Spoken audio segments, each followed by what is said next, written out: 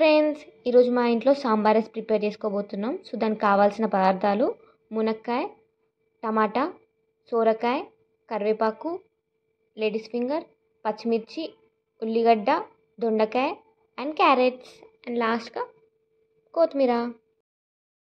చింతపండు గుజ్జులో ముందుగానే పసుపు, కారం, సాంబార్ మసాలా పౌడర్ని ఇలా కలిపి పక్కన పెట్టుకున్నాను. ముందుగానే నానబెట్టుకున్న పప్పు రైస్ని 4 విజిల్ వచ్చే వరకు ఉడకబెట్టుకోవాలి. ఇలా 6 స్పూన్లు ఆయిల్ వేసుకోవాలి. ముందుగానే పచ్చిమిర్చి, కరివేపాకు, ఉల్లిగడ్డలు వేసి ఇలా కలుపుకోవాలి. మునక్కాయ ముక్కలు, సొరకాయ ముక్కలు, క్యారెట్ ముక్కలు, కట్ చేసుకున్న దొండకాయ, బెండకాయ, క్యారెట్ ముక్కలు వేసుకొని ఇలా కలుపుకోవాలి. కొంచెం వేగాక టమాటా ముక్కలు కూడా వేసుకోవాలి. ఇందులోనే కొంచెం పసుపు వేసుకోవాలి.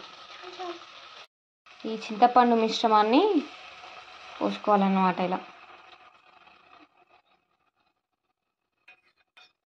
పెట్టుకున్న రైస్ని, పప్పుని బాగా కలిసిపోయేలా కలుపుకోవాలి.